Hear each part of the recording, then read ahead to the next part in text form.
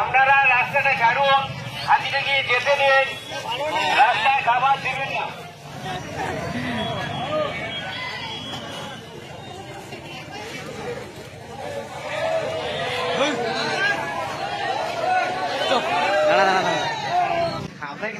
তো বাঁশজোড়ের গোড়াটায় কুলাই করে কলা পাকা দিয়েছে আর চাল দিয়েছে।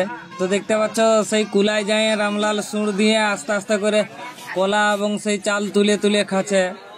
রামলালকে সবাই আদর করে চাল কাঁঠাল কলা খাতে দিচ্ছে। তো রামলাল সেই খাবারগুলা একের পর এক খায়ে আগের দিকে আগুয়ান যাচ্ছে।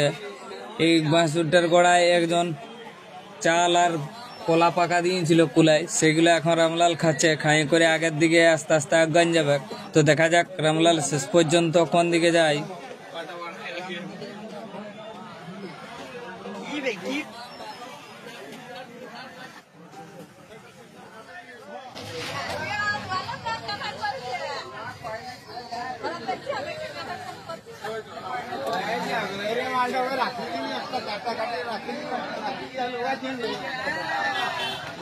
এইবারে দেখা কেডা বে